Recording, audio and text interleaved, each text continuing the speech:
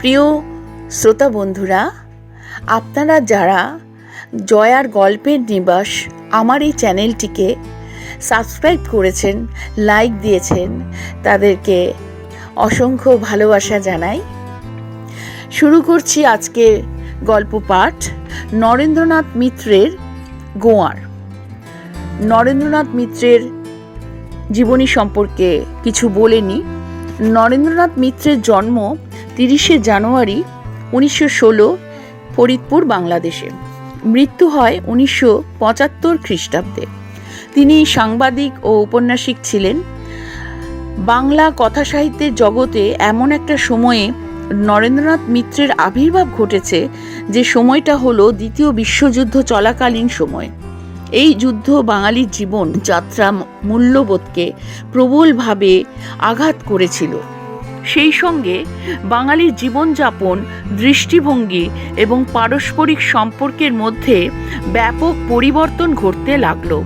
শুধু বেঁচে থাকার জন্যই মানুষ সমস্ত বিপর্যয়কে অসহায়ভাবে মেনে নিতে লাগলো। নরেন্দ্রনাথ মিত্রের গল্পেও এই প্রতিবাদহীন অসহায় অবস্থার চিত্র দেখা যায়। শুরু করছি গল্প পাঠ। প্রথম পর্ব। ঘাড় গুঁজে ইংরেজি টেলিগ্রাফ বাংলায় তর্জমা করছিলাম। হঠাৎ কাঁধে চাপড় পড়ায় চমকে উঠলাম। দেখি আমার ছেলেবেলার সেই স্কুলের সহপাঠী রাজেশ্বর চক্রবর্তী। কিন্তু যত পুরনো বন্ধুই হোক আর যত দীর্ঘদিন বাদেই দেখা হোক না কেন, অফিসের মধ্যে তার এমন অভব্যতায় আমি একটু অপ্রসন্ন হলাম। সামনে চেয়ারটা দেখিয়ে দিয়ে বললাম, বসো। রাজেশ্বর চেয়ারটায় বসতে বসতে বলল, আরে এসেছি যখন, তুমি বললেও বসবো, না বললেও বসবো। সামনে বন্ধুকে পেয়ে খুব তো আদর আপ্যায়ন করছো, কিন্তু নিজে থেকে 12 বছরও একবার খবর নাও না, রইলাম কি মরলাম। হেসে বললাম, মরবে কেন? আমরা কি মরবার জন্য জন্মেছি নাকি? রাজেশ্বর খুশি হয়ে বলল, তা তো বটেই, তা বটে। তা এতক্ষণে একটা অরিজিনাল কথা বলেছো বটে। সেই যে পি শেক্সপিয়ার লিখে গেছেন, cowards die many times before their deaths. মনে আছে? ইংরেজি টিচার নিশিবাবু আমাদের আবৃত্তি করে শোনাতেন। আমার সহকর্মীরা আর চোখে তার দিকে বারবার তাকাচ্ছিল আর মুখ মুচকে হাসছিল। আমি একটু লজ্জিত হয়ে গলা নামিয়ে বললাম, আস্তে রাজু, একটু আস্তে কথা বলো, ওরা সব কাজ করছেন কি না। রাজেশ্বর যে তেমন অপ্রস্তুত হয়েছে তা তার ভাবভঙ্গি দেখে মনে হলো না। তবু কণ্ঠস্বর একটু মৃদু করার চেষ্টা করে বলল, ভাই, এ ব্যাপারে আমাকে মাপ করতে হবে। আমি তোমাদের মতো মানুষও মিহি নই, গলাও মিহি করতে পারিনি। হ্যাঁ, তুমি বিয়ের পর মশারির মধ্যে বউয়ের সঙ্গে যখন কথা বলতাম, সে ভাবতো ঝগড়া করছি। অনেক দিন পরে তার জ্ঞান হলো আমার স্বাভাবিক গলাই ওই রকম। মেয়ে মানুষের সব ব্যাপারই একটু দেরিতে বোঝে, জানোই তো। লক্ষ্য করলাম প্রায় 20 বছর কলকাতায় থাকবার পরেও রাজেশ্বরের জ্ঞেয় ভাব মোটেই বদলায়নি। ও যেন জোর করে বদলাতে দিচ্ছে না। ওর বেশ বাস, পোশাক আশাক প্রায় তেমনি রয়েছে। গায়ে একটা ছিটের হাফ শার্ট, বুক পকেটে একখানা ডায়েরি আর একরাশ কাগজপত্রের সঙ্গে সস্তা মোটা একটা ফাউন্টেন পেন। চওড়া কবজিতে বড় একটা ঘড়ির বাঁধা। ঘড়িটা সেই বিয়ের সময় পেয়েছিল। আমি দেখেই চিনতে পারলাম। লম্বায় প্রায় 6.25 ফুট, চওড়াও সেই তুলনায় বেমানান নয়। সুপুরুষ বলা যায় না রাজেশ্বরকে। পুরু ঠোঁট, চ্যাপ্টা নাক, সামনের দিকে চুল উঠে যাওয়ার কপালটা আরও চওড়া হয়েছে। তবু এই 37-38 বছর বয়সেও ওর এই স্থূল চেহারার মধ্যে কিসের একটু লাবণ্য যেন এখনও সঞ্চিত রয়েছে। রাজেশ্বর বলল, তারপর তোমার খবর কি বলো? ব্যক্তিগত খবর দেওয়ার মতো আর কি আছে? কাগজের খবর চাও তো বলতে পারি।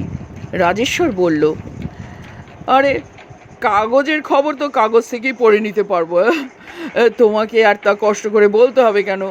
নিজের খবরটাই বলো শুনি। বউ ছেলে কেমন আছে? চাকরি বাকরি তো অনেক দিন ধরেই করছো।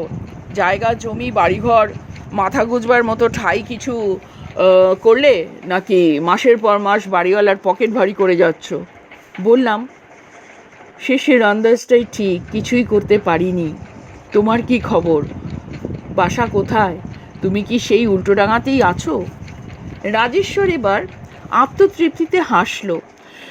না ভাই, এবার একটু শীতে ডাঙায় উঠবার চেষ্টা করছি। সাতগাছিতে জায়গা কিনেছি খানিকটা, কিনে চুপচাপ বসে থাকিনি, ইট ফেলতে শুরু করেছি। রাজেশ্বরের মুখে আত্মপ্রসাদের হাসি ফুটল। আমি বললাম, তাহলে তো বেশ কাজ গুছিয়ে এনেছো। এত টাকা পেলে কোথায়? ব্যবসা ট্যাবসা কিছু করছো নাকি? রাজেশ্বর বলল, আরে না না, ব্যবসা করবার মতো ক্যাপিটাল কই। পরের ব্যবসার চাকা ঘুরিয়ে বেড়াই। বেঙ্গল রেডিও স্টোর্সে আছি এখন। তোমাদের কাগজে একটা বিজ্ঞাপন দেওয়ার জন্য এসেছিলাম। ওহে, তুমি তো চাকরি করো এখানে, রেট সম্বন্ধে কিছু সুবিধা করতে পারো নাকি? তাহলে আমার কর্তাদের কাছে নিজের কেরামতিটা থাকে। হেসে বললাম, না, ওসব নিয়ম এখানে নেই। বেয়ারাকে ডেকে চা সিগারেট আনালাম। রাজেশ্বর খুব আপ্যায়িত হয়ে বলল, যেও, আমাদের জায়গাটা একবার দেখে এসো, তোমার পছন্দ হবে। আর যদি কাঠা কয়েক রাখতে চাও, ওখানে আমি সুবিধা মতো দেখে শুনে দিতে পারবো। সেই ভালো, চলো আমাদের সাতগাছিতে, দুই বন্ধু বেশ পাশাপাশি থাকবো, কি বলো? আচ্ছা, সেসব পরে হবে। তাহলে মোটামুটি ভালোই আছো? ছেলেপুলে সব ভালো? টেবিলে টেলিগ্রাফের তারার দিকে একবার চোখ বুলিয়ে আমি রাজেশ্বরকে বিদায় সম্ভাষণ জানাবার জন্য ব্যস্ত হয়ে উঠে দাঁড়ালাম। রাজেশ্বর আমার কথার পরে বলল, না ভাই, সবার ভালো বলি কি করে? ছেলেটা গেছে। সে কি, কোথায় গেছে? বুঝতে পেরেও কথাটা আমার মুখ থেকে বেরিয়ে গেল। রাজেশ্বর অদ্ভুত একটু হাসল। কোথায় গেছে তা তোমরা কবি দার্শনিকরাই বলতে পারো। মারা গেছে। বললাম, আহা, কি কি কি হয়েছিল? সর্দি গর্মি, সানস্ট্রোক। ভারী চালাক চতুর হয়েছিল ছেলেটা, একটু ডান পিঠে আর একগুয়ে, বাপকা বেটা বলতে পারো। রইল না। যাক, যে যাবার সে যাবেই ভাই। রাজেশ্বর একটা দীর্ঘশ্বাস চাপল, তারপর হাত ঘড়ির দিকে তাকিয়ে বলল, আমি উঠি কল্যাণ, আবার অফিসে যেতে হবে। তুমি কিন্তু একদিন যেও, অবশ্য যেও।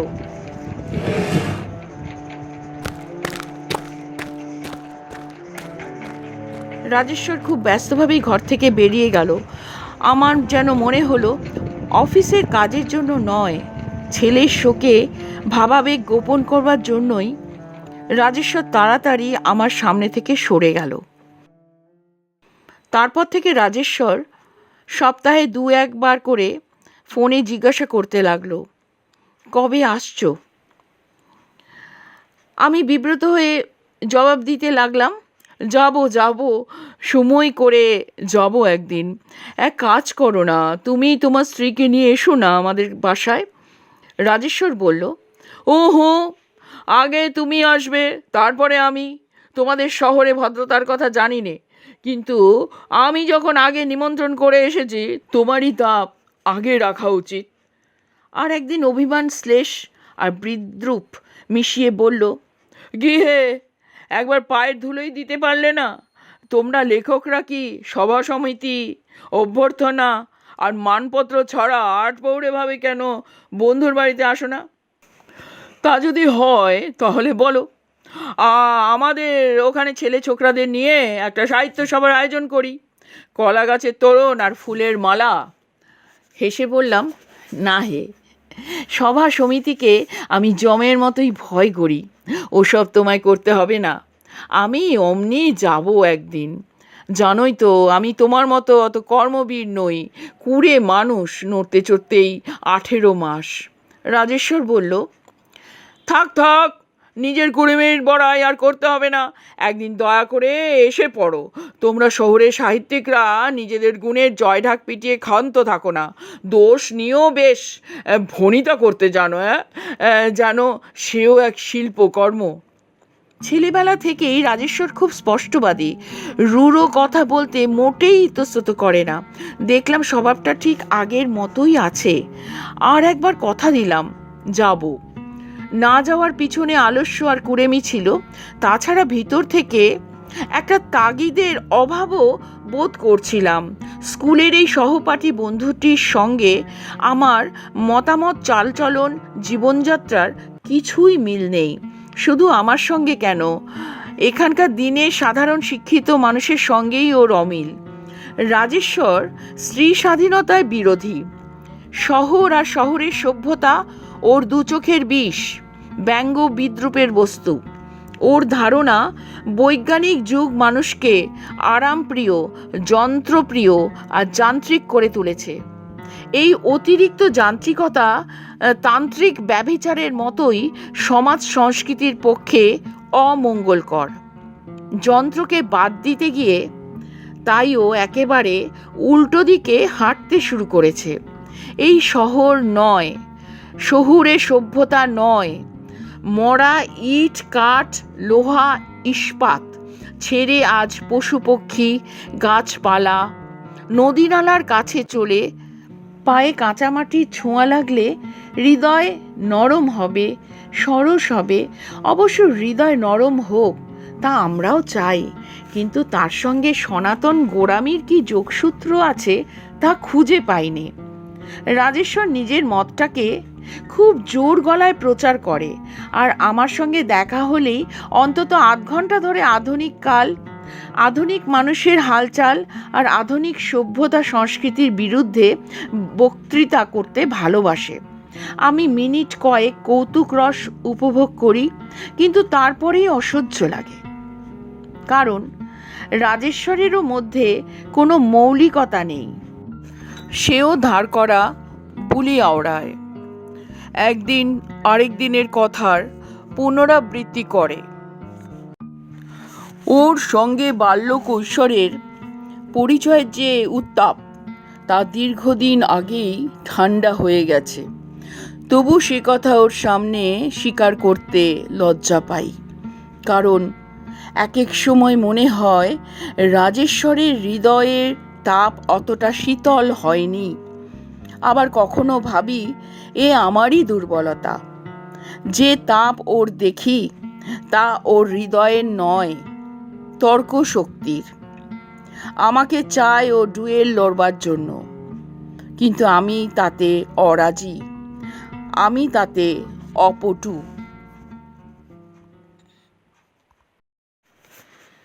দুবার দিন তারিখ ঠিক করেও যেতে পারলাম না, কিন্তু রাজেশ্বরের ব্যঙ্গ বিদ্রুপ, অনুযোগ, অভিযোগে অস্থির হয়ে তৃতীয়বার কথা খেলাপ করতে সাহস পেলাম না। এক রবিবারে বিকেলে খুঁজে খুঁজে হাজির হলাম রাজেশ্বরের আস্তানায়। বাস থেকে নেমে বড় রাস্তার মোড় ছাড়িয়ে 10-12 মিনিট দক্ষিণ দিকে হাঁটতে হয়। বাজার, স্কুল, গ্রামের বসতি ছাড়িয়ে এই কোথায় এসেছে রাজেশ্বর? আগাছার জঙ্গল, ভাঙা পোড়ো শিব মন্দির, মজা পানাপুকুর ছাড়া কি ভারতীয় ঐতিহ্য সে আর কোথাও খুঁজে পায়নি? আরও খানিকটা এগিয়ে একটা ফাটল ধরা, শ্যাওলা গজানো পুরনো পাতকুয়া চোখে পড়ল। তার দুদিকেই রাস্তা। কোন দিকে যাব ভাবছি, দেখি রাজেশ্বর নিজেই এগিয়ে আসছে। আমাকে দেখে মুখে ওর হাসি ফুটল। বলল, এসো এসো, আমি দুবার রাস্তার মোড় থেকে ফিরে এসেছি। আজও তোমার আশা ছেড়ে দিয়েছিলাম। কথাশিল্পী মানেই মিথ্যে কথার শিল্পী। যারা দিনরাত বানিয়ে বানিয়ে অত মিথ্যে কথা লেখে, তারা চেষ্টা করলেও কি আর সত্যি কথা বলতে পারে? চলো, এই কাছেই আমার বাড়ি। ডান হাতে বিড়ি টানতে টানতে বাঁ হাতে আমাকে সাদরে জড়িয়ে ধরল রাজেশ্বর। বোধহয় কোনো পরিশ্রমের কাজ করছিল। ওর খালি গা ঘামে ভিজে উঠেছে। রোমশ বুকের মধ্যে ঘাম জমেছে বিন্দু বিন্দু। আমার সদ্য পাট ভাঙা জামার তার ছাপ লাগলো। আপত্তি করার উপায় নেই। ওর হৃদয়ে ছোঁয়া পেতে হলে বুকের ওই ঘামটুকু বাদ দিলে চলবে না। 2 পা এগোতেই জীর্ণ অতি পুরনো একটা একতলা বাড়ি চোখে পড়ল। রাজেশ্বর বলল, আপাতত ওর মধ্যেই আছি। বাড়ির দশা দেখেছো? তবু এরই জন্যে মাসে মাসে 15 টাকা করে ভাড়া গুনতে হয়। কিন্তু সামনেই আমার নিজের জায়গা, কনস্ট্রাকশন আরম্ভ হয়ে গেছে। এই কাছাকাছি থাকলে তদারকির সুবিধা হয়। মিস্ত্রিরা ফাঁকি দিতে পারে না, তাই আছি। আমাদের দেখে 5-6 বছরের একটি রংচঙে ফ্রক পরা মেয়ে ছুটে এলো। রাজেশ্বরের দিকে তাকিয়ে বলল, এই সেই কল্যাণ কাকা? না বাবা, আমি দেখেই চিনতে পেরেছি। রাজেশ্বর বলল, তুমি তুমি না পারো কি? আমাদের বুড়ি। ও যে কীরকম কথার তুবড়ি তা তুমি 2-1 মিনিটের মধ্যেই বুঝতে পারবে। ওই ভাঙা বাড়ির লাগা পূব দিকে সত্যি রাজেশ্বরের নতুন বাড়ি উঠছে। একদিকে ইট সুরকির স্তূপ, খানিকটা জুড়ে গাঁথনিও শুরু হয়েছে। তবে বেশি দূর এগোয়নি কাজ। দেয়াল মাত্র 1.5 হাত উঁচুতে উঠেছে। জিজ্ঞাসা করলাম, মিস্ত্রিরা কাজে আসেনি আজ? রাজেশ্বর বলল, না, কদিন ধরেই ওদের দেখা নেই। মজুরি নিয়ে বড় গোলমাল করছে। নতুন মিস্ত্রি লাগাতে হবে। অফিসে রোজ যেতে হয়, পরের চাকরি, কামাই করবার জো নেই। নইলে ফাঁকে ফাঁকে আমি নিজে 2-1খানা ঘর গেঁথে তুলতে পারতাম। ভারী তো কাজ, জিনিসগুলো নষ্ট হচ্ছে, তাই আজ নিজেই হাত লাগিয়েছিলাম। হেসে বললাম, বলো কি, তুমি কি রাজমিস্ত্রির কাজও জানো নাকি? রাজেশ্বর বলল, আরে না জানলেও শিখে নিতে কতক্ষণ লাগে? গাঁয়ের ছেলে না আমরা? 16-17 বছর আগে গায়ে কাটিয়ে আসিনি? সেখানে কি ইতর ভদ্র এত ভেদ ছিল? সেখানে আমরা জেলের সঙ্গে জেলে, চাষির সঙ্গে চাষি, মিস্ত্রির সঙ্গে মিস্ত্রি, সেখানে একজন আর আরেকজনের যোগানদার। কিন্তু এখানে ধুতি পাঞ্জাবি পরা কলমধারী বাবু নেহাতি একজন আনাড়ি বাবু, আর কারো সঙ্গে তার নারীর যোগ নেই। আমি ভীত হয়ে উঠেছিলাম। এই রাজেশ্বরের বক্তৃতা একবার আরম্ভ হলে আর সহজে থামে না। তাই আত্মরক্ষার চেষ্টা আমার নিজেকেই করতে হলো। রাজেশ্বরের ঘরের দিকে একটু এগিয়ে গিয়ে হাঁক দিলাম, কই বৌদি, আছেন কেমন? সারা শব্দই পাচ্ছি না যে। রাজেশ্বরও স্ত্রীর উপর বিরক্ত হয়ে ধমকের সুরে বলল, আরে কল্যাণ ডাকছে যে তোমাকে, এসো এদিকে। তোমার যত কাজকর্মের কথা বুঝি এখন মনে পড়লো। এবার রাজেশ্বরের স্ত্রী হাসি মুখে সামনে এসে দাঁড়ালো। 8 পৌরে খয়েরির পাড়ের একখানা মিলের শাড়ি পরা, হাতে 2 গাছি শাখা আর কানে 2টি লাল পাথর বসানো ফুল ছাড়া অন্য কোনো আভরণ নেই। 30-32 বছর বয়স হয়েছে। চেহারায় ভালো মন্দ কোনো বৈশিষ্ট্য চট করে চোখে পড়ে না, শুধু অনুভব করা যায়। বউটিকে সংসারে অনেক কষ্টের মধ্য দিয়ে চলতে হচ্ছে। ভিতরে বাইরে তার সংগ্রামের যেন আর শেষ নেই। কিন্তু সৌজন্যের জন্যেই হোক কি যে জন্যেই হোক, রেনু যখন হাসলো, ভারী সুন্দরী দেখালো তাকে। পরিষ্কার সুগঠিত দাঁত, পাতলা ঠোঁট, হাসবার ভঙ্গিটি বেশ মিষ্টি। রেনু বলল, সারা শব্দ পাবেন কি করে? গরিব বলে আমাদের বুঝি রাগ দুঃখ কিছু থাকতে পারে না? চড়কডাঙ্গার বাসায়, উল্টোডাঙ্গায় বাসায় তবু বছরে 2-1 বার আসতেন। কিন্তু এখানে এসেছি পর এই 2 বছরের মধ্যে আপনার আর দেখা সাক্ষাৎ নেই। আপনি আমাদের কথা ভুলেই গেছেন। কৈফিয়তের ভঙ্গিতে বললাম, ভুলবো কেন, সময় পেয়ে উঠিনে। নিজেই হাতে করে ভিতর থেকে 2খানা জলচৌকি নিয়ে এলো রেনু। বলল, এখানেই বসুন, ভিতরে বড় গরম। হেসে বললাম, গরম বলে নাকি না অব্রাহ্মণ বলে ভিতরে ঢুকতে দিলেন না, কে জানে। রাজেশ্বরের চোখে তো বামুনরা ছাড়া সবাই আমরা শূদ্র। খোঁচা দিয়ে রাজেশ্বরের দিকে আর চোখে তাকালাম। মনে ভয় ও আবার বর্ণাশ্রমের মাহাত্ম্য সম্বন্ধে বক্তৃতা শুরু না করে। কিন্তু রাজেশ্বর এবার আর চটল না। হেসে বলল, আমাকে কি অতই গোড়া মনে করো? হ্যাঁ, ছেলেবেলায় তোমাদের রান্নাঘরে বসে পান্তা ভাত খাইনি? হ্যাঁ। বললাম, তখন খেয়েছো, কিন্তু এখনকার কথা আলাদা। এখন তুমি যেভাবে পিছু হাঁটছো, তাতে কবে যে বনে গিয়ে মুনি ঋষি হয়ে পড়ো তার ঠিক নেই। রেনুর দিকে চেয়ে হেসে বললাম, আপনাদের তখন বাকল পড়ে আশ্রমবাসিনী হতে হবে। রেনু বলল, হ্যাঁ, তাই এখন বাকি। আর সঙ্গে সঙ্গে রাজেশ্বর চটে উঠল, হ্যাঁ হ্যাঁ হ্যাঁ, তাই এখন বাকি? হ্যাঁ, বাকি কেন? কোন অসুবিধাটা রয়েছে শুনি? হ্যাঁ, কোন কষ্টে আছো? আমি কোন মহা অপরাধ করেছি তোমাদের কাছে? হ্যাঁ, জানো কল্যাণ, হ্যাঁ, বড় অকৃতজ্ঞ, বড় নেমখান আমি এই মেয়ে মানুষের জাত।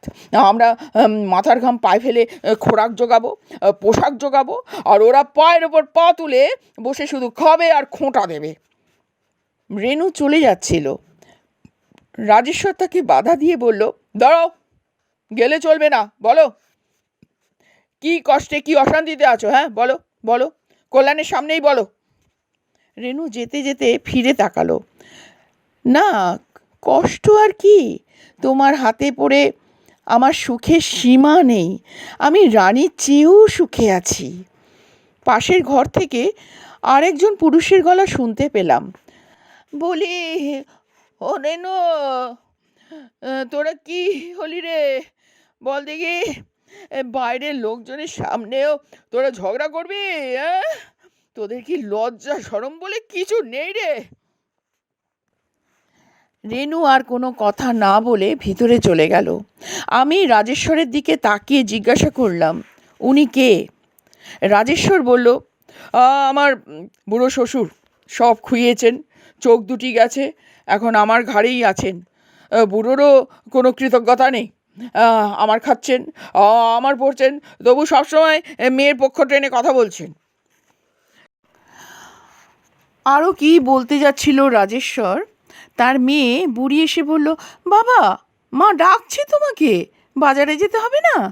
তুমি তো কেবল বকবক কি করছো? কল্যাণ কাকা খাবে কি? রাজেশ্বর এবার চটল না, মেয়ের দিকে তাকিয়ে হাসলো। কেন, তোমার রাধা ভাত তরকারি কি সব পুড়িয়ে গেছে? তারপর আমার দিকে চেয়ে বলল, জনকল্যাণ, এই বাচ্চা মেয়েটা পর্যন্ত আমার বিরুদ্ধে। বুড়িও আমাকে ধমকায়। আমি এক শত্রুপুরীতে আছি। রাজেশ্বর চলে যাচ্ছিল। আমি বাধা দিয়ে বললাম, রাজু, বাজারে টাজারে যাওয়ার কোনো দরকার নেই, আমি এক কাপ চা ছাড়া কিছু খাবো না। আচ্ছা আচ্ছা, বলতে বলতে রাজেশ্বর ভিতরে গিয়ে ঢুকলো। সেখানে স্বামী স্ত্রীর মধ্যে চাপা গলায় খানিকক্ষণ ধরে বচসা চলল শুনতে পেলাম। তারপর একটু বাদে একা ছেঁড়া গেঞ্জি গায়ে রাজেশ্বর বেরিয়ে এলো, হাতে ছোট একটা থলি। আমার দিকে চেয়ে বলল, কল্যাণ, তুমি জামা খুলে ফেলো, হ্যাঁ, হাত ধুয়ে পা ধুয়ে একটু জিরিয়ে নাও, আমি এলাম বলে।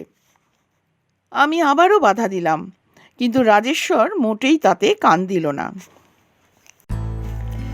জয়ার গল্পের নিবাস চ্যানেল আপনারা শুনছিলেন নরেন্দ্রনাথ মিত্রের গল্প গোয়ার। আজ প্রথম পর্ব শেষ হলো।